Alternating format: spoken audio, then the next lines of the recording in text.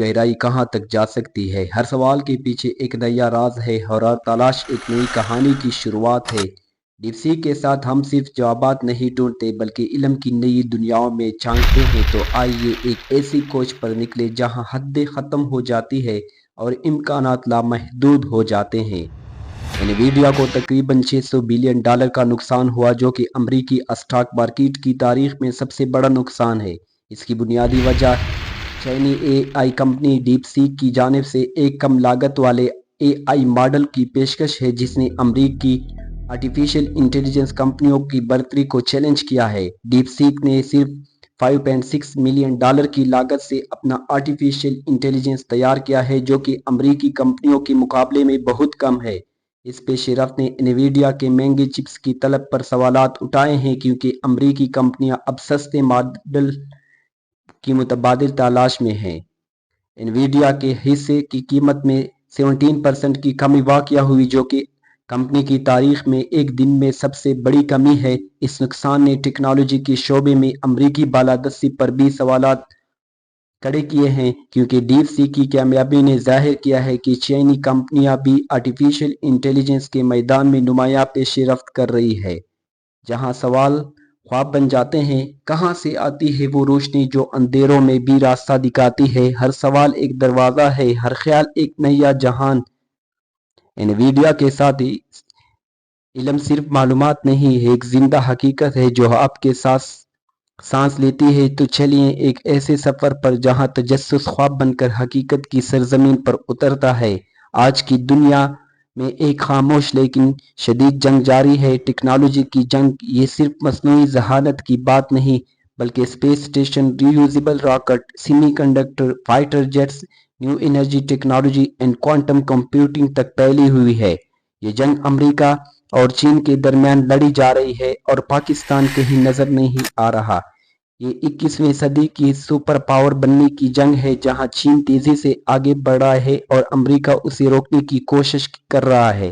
लेकिन पाकिस्तान कहां खड़ा है? हम अपनी छोटी छोटी सियासी बातों, करप्शन और गैर पैदावारी तनाज़ात में उलझे हुए हैं, जबकि दुनिया 50 साल आगे की प्लानिंग कर रही है।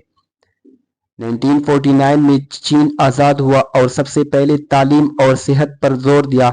1978 में माशियत को आज़ाद किया और एक तालीम याफ्ता वर्क फोर्स तैयार कर दी, जिससे बैरूनी कंपनियों को अपनी तरफ मुतवज्जा किया। ये मुनाफा वो दोबारा तालीम और इंफ्रास्ट्रक्चर में लगाया गया। 1990 में चीन और पाकिस्तान की फीकस आमदनी तकरीबन बराबर थी, लेकिन आज भी चीन हमसे 10 गुना आगे है। 2012 में जो बाइडेन ने कहा था कि चीन की कम्युनिस्ट सिस्टम में फ्री थिंकिंग नहीं, इसलिए वो कभी इन्वेंशन में अमेरिका को नहीं हरा सकता।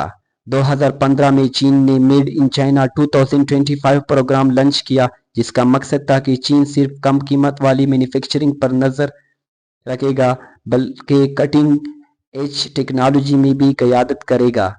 इसी वक्त 2015 में पाकिस्तान चीन इकोनॉमिक्स कॉरिडोर पर काम कर रहा था, जो इंफ्रास्ट्रक्चर के लिहाज से एक ज़बरदस्त मंसूबा था, मगर टेक्नोलॉजी में सरमायाकारी न होने के बराबर थी।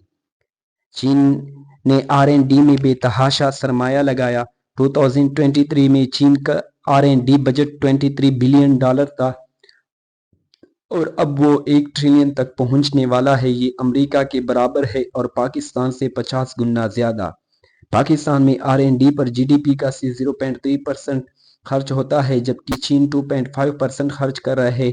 जब तहकीक ही नहीं होगी तो हम टेक्नोलॉजी में आगे कैसे बढ़ेंगे?